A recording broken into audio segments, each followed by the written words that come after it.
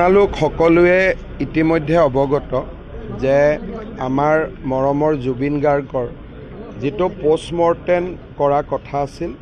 পোষ্টমৰ্টেমৰ কাম সম্পূৰ্ণ হ'ল আৰু এতিয়া জুবিন গাৰ্গৰ পাৰ্থিৱ শৰীৰ আমাৰ ভাৰতৰ ৰাষ্ট্ৰদূত বা আমাৰ যিখিনি বিষয়া আছে বা জুবিনৰ বন্ধু আছে তেওঁলোকক অৰ্পণ কৰি দিয়া হৈছে। ইয়াৰ নেক্সট ষ্টেপটো হ'ল তেখেতক আমি পাৰ্থিৱ শৰীৰক আমি দিল্লীলৈকে লৈ আহিম আৰু দিল্লীৰ পৰা এখন বিশেষ বিমান যোগে আমি তেখেতক গুৱাহাটীলৈকে লৈ আহিম। গুৱাহাটীত অহাৰ সময়টো আমি আপোনালোকক জনাম। গুৱাহাটীত আহিলে প্ৰথম পাৰ্থিৱ শৰীৰ জুবিনৰ ঘৰলৈকে আহিব। সেইখিনি সময়ত আমি বিচাৰিম যাতে কোনো ৰাইজ তাতে নাথাকে, কাৰণ জুবিনৰ পৰিয়ালটোৱে একান্তভাৱে অলপ সময় কটোৱাৰ সেইটোৱে শেষ সময়, কাৰণ এবাৰ সৰু সজাইত অহাৰ পিছত পৰিয়ালে জুবিনৰ লগত সময় কটাব নোৱাৰিব। গতিকে জুবিনৰ পৰিয়ালে আমাৰ পৰা বিচাৰিছে যে জুবিনৰ পাৰ্থিৱ শৰীৰ জুবিনৰ ঘৰলৈকে আহক আৰু জুবিনৰ 85 বছৰীয়া পিতৃ বা আন পৰিয়ালৰ খুব যিখিনি পৰিয়ালৰ লোক তেওঁলোকে যাতে অলপ নিবিড় মুহূৰ্ত তাতে কটাব পাৰে। তাতে 1 ঘণ্টা সময় থাকিব আৰু সেইখিনি সময়ত আমাক বেয়া পাব নালাগে। আৰক্ষীয়ে আমি কৈছোঁ যাতে জুবিনৰ পৰিয়ালে জুবিনৰ লগত অন্তৰংগ সময় অলপ কটোৱাৰ পৰিৱেশ এটা যাতে সৃষ্টি কৰি দিয়ে। তাৰ পিছত আমি সৰু সজাইলৈকে তেখেতক লৈ আহিম আৰু আমাৰ ইণ্ডোৰ ষ্টেডিয়ামৰ সন্মুখৰ যিখিনি জাগা আছে তাতে আমি জুবিনৰ পাৰ্থিৱ শৰীৰ ৰাখিম। যদি বহুত বেছি বৰষুণ আদি হয় তেতিয়ালে কণ্টিজেঞ্চি হিচাপে এই জাগাটো আমি ৰাখি থৈ দিম, কিন্তু এইটো বিকল্প। তাতে আমাৰ ব্যৱস্থা হ'ব। তাৰ পিছফালে জুবিনৰ পৰিয়ালে থাকিব পৰা অলপমান ব্যৱস্থা কৰি দিয়া হ'ব। একেবাৰে নিকট বা খুব আত্মীয় মানুহখিনি অলপ চকীত বহিব পৰা ব্যৱস্থা কৰি দিয়া হ'ব। আমাৰ য'ত হেলিপেড আছে, যিসকল ৰাইজে অলপ বেছি দেৰি থাকিব খোজে সেই জাগাটো আমি ডেভেলপ কৰিম। আমাৰ ইয়াৰ যিখিনি মাল্যৰ্পণ আদি হৈ থাকিব তাতে আমি চায়ো থাকিব পাৰিম আৰু গুৱাহাটীত বাকী যিমান আমাৰ ভিজুৱেল প্লেটফৰ্ম আছে তাতো আমি গোটেই আমাৰ ইয়াত শ্ৰদ্ধাঞ্জলি অনুষ্ঠানটো আমি পোনপটীয়াকৈ দেখুৱাই থাকিম। আমি জানো যে আমাৰ ইয়াৰ টেলিভিশ্যন সকলেও দেখুৱাই থাকিব। তথাপিতো যিসকল ইয়াত কিছু সময় থাকিব খোজে তেওঁলোকৰ কাৰণে আমি থকাৰ ব্যৱস্থা কৰি দিম। আমি এনাফ টয়লেটছ আদিৰো ব্যৱস্থা কৰিম, খোৱা পানীৰো ব্যৱস্থা কৰিম আৰু অহাকালি আমি এইটো চিন্তা কৰিছোঁ যে নেশ্যনেল হাইৱেত আমি ট্ৰাকছ আদি সোমাব নিদিম। বাইহাটা চাৰিআলিত তেওঁলোক যাবগৈ, যাতে ইয়াত থকা পাৰ্কিং লটছখিনি আমি ল'ব পাৰোঁ, কাৰণ অসমৰ বিভিন্ন জেগাৰ পৰা মানুহ আহিব। আৰু অহাকালি ৰবিবাৰ আছে, অহাকালি বন্ধ দিয়াৰ কোনো প্ৰাসংগিকতা নাই, কিন্তু যিদিনাখন জুবিনৰ অন্তিম সংস্কাৰ হ'ব সিদিনাখন আমি বিদ্যালয় মহাবিদ্যালয় আদি নিশ্চিতভাৱে আমি বন্ধ দিম। এতিয়ালৈকে এইখিনি ব্যৱস্থা আমি কৰিছোঁ। মই আশা কৰিছোঁ যে কালি নিচেই পুৱাতে 6 বাজি বা 7 বাজি নিচেই পুৱাতে আমি জুবিনক গুৱাহাটীত পাম। আজিৰ দিনটো আমি আগ্ৰহেৰে অপেক্ষা কৰিব লাগিব। মই চেষ্টা কৰিছিলোঁ আজি আনিবৰ কাৰণে,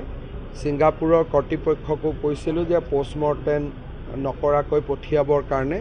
কিন্তু অসমত যিহেতু তদন্তৰ কথা এটা আহিলে বা এজাহাৰ আদিও আহিলে, তাৰ পৰিপ্ৰেক্ষিতত আমি পোষ্টমৰ্টেমটোক খুব বেছি না কৰিবৰ কাৰণে আমি সুবিধা নাপালোঁ, কাৰণ ছিংগাপুৰ কৰ্তৃপক্ষ অলপ সচেতন হৈ গ'ল। ইয়াৰ ফিডবেকখিনি তেওঁলোকেও পায়।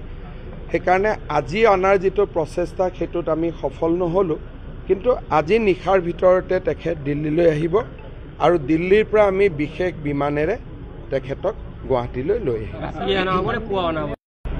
তেওঁ যেতিয়া দিল্লীত আহিব ইখন ফ্লাইটৰ পৰা ইখন ফ্লাইটলৈকে আহোঁতে খুব বেছি 1 ঘণ্টা সময় লাগিব। গতিকে দিল্লীত অহাৰ লগে লগে উইদিন 1 hour তেখেতক আমি লৈ আহিম ডিপেণ্ড কৰিব ছিংগাপুৰৰ পৰা দিল্লীত কেইটাত আহি পায় সেইকাৰণে আমাৰ যিখিনি ফেন বা আমি গুণমুগ্ধ তেওঁলোকে ৰাতিপুৱা 6 বাজি 7 বাজি বুলি ভবাই ভাল যদি নিশা আহেও আমি জুবিনৰ পৰিয়ালৰ সৈতে থকাৰ সুবিধা কৰি দিম যোৰহাটৰ পৰা ৰাইজে দাবী কৰিছে যে তেজপুৰত জ্যোতি বিষ্ণু আছে গুৱাহাটীত ভূপেন হাজৰিকা আছে যোৰহাটত জুবিন গাৰ্গ থাকিব লাগে জুবিনৰ গুণমুগ্ধ যোৰহাটৰ ৰাইজে বিশেষকৈ উজনি ৰাইজে আমাক যথেষ্ট অনুৰোধ কৰিছে কিন্তু এই বিষয়ে মই যোৱাকালিয়ে কৈছোঁ যে চৰকাৰে অকলে সিদ্ধান্ত ল'ব খোজা নাই আমাৰ অসম সাহিত্য সভা সদৌ অসম ছাত্ৰ সন্থা বা আমাৰ যিখিনি শিল্পী আছে জুবিনৰ লগত যথেষ্ট জীৱনটো নিবিড়ভাৱে কটালে আমি তেওঁলোকৰ লগত আলোচনা কৰিম আৰু পৰিয়ালৰ যিটো ভিউ সেইটোতো আটাইতকৈ গুৰুত্বপূৰ্ণ যে পৰিয়ালে কি বিচাৰে গতিকে এই গোটেই কথাখিনি পতাৰ পিছতহে আমি অন্তিম সংস্কাৰৰ সিদ্ধান্ত ল'ম আৰু এই বিষয়ে কথা পাতিবৰ কাৰণে মই ৰণোজ পেগু বিমল বৰাক দায়িত্ব দিছোঁ তেওঁলোকে দল সংগঠন কলা কুশলী সকলোৰে লগত কথা পাতিব আৰু আমি জুবিনৰ ক্ষেত্ৰত কোনো সিদ্ধান্ত চৰকাৰীভাৱে নকৰি ৰাইজৰ দ্বাৰা আমি কৰিব খুজিছোঁ যাতে ৰাইজে বিচৰা মতে আমি কৰিব পাৰোঁ সেইটো চব সিদ্ধান্ত এইটোৱে যে আমি কাকো বাধা নিদিওঁ যিমান সময়লৈকে মানুহ আহি থাকিব সিমান দিন আমি ৰাখিব পাৰোঁ কিন্তু যিহেতু এমব্লেম হৈ আহিব শৰীৰটো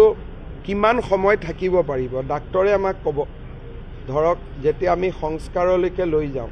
তেতিয়ালৈকে যদি বডিটো একেবাৰে বেয়া অৱস্থাত হয় তেতিয়াও মানুহে বেয়া পাব সেইকাৰণে এইটো নিৰ্ভৰ কৰিব চিকিৎসকসকলৰ ওপৰত ছিংগাপুৰত এতিয়া তেওঁৰ এমব্লেমৰ কাম চলি আছে সি কিমান দিন শৰীৰটোক প্ৰটেক্ট কৰিব পাৰিব এতিয়া আজিতো আহোঁতে 24 ঘণ্টা হৈ যাব ইয়াতে 24 ঘণ্টা থাকিলে 48 ঘণ্টা আমি ক'লোঁ আৰু এদিন বঢ়াই দিয়ক 72 ঘণ্টা যদি যোৰহাটত লৈ যাব লাগে আৰু 6 ঘণ্টা ইমান দেৰি শৰীৰটোৱে থাকিব পাৰিব নাই গতিকে এইটো যিটো আমাৰ ডক্টৰসকলে আমাক যেনেকৈ ক'ব যে ইয়াৰ পিছত থাকিলে শৰীৰটোক আমি সংস্কাৰৰ সময়ত একেবাৰে নাপামগৈ গতিকে এই বস্তুটো ডিপেণ্ড কৰিব ছিংগাপুৰে কেনেকৈ শৰীৰটোক এমব্লেম কৰি পঠিয়ায় আৰু কিমান দিন শৰীৰটোক আমি ৰাখিব পৰা পৰ্যায়ত থাকোঁ এটা প্ৰশ্ন এই মুহূৰ্তত হয়তো বিভিন্ন প্ৰান্তত পৰিছে মৰিগাঁও থানাত শ্যামকানু মহন্ত আৰু সিদ্ধাৰ্থ শৰ্মাৰ বিৰুদ্ধে এখন এজাহাৰ পৰিছে অসম পুলিচে এজাহাৰখন ৰেজিষ্টাৰ কৰিছে আৰু তদন্ত নিশ্চিতভাৱে হ'ব যিহেতু FIR হৈছে আমি তদন্তৰ আওতাত শ্যামকানু মহন্তও আহিব সিদ্ধাৰ্থ গোস্বামীও আহিব সিদ্ধাৰ্থ শৰ্মাও আহিব আৰু ছিংগাপুৰৰ যিসকল লোক শেষ সময়ত জুবিন গাৰ্গৰ লগত আছিলে তেওঁলোকো তদন্তৰ আওতাত আহিব বা ইয়াত এটা কথা ওলাইছে যে আগদিনাখন কোনোবাই জুবিন গাৰ্গক কোনোবা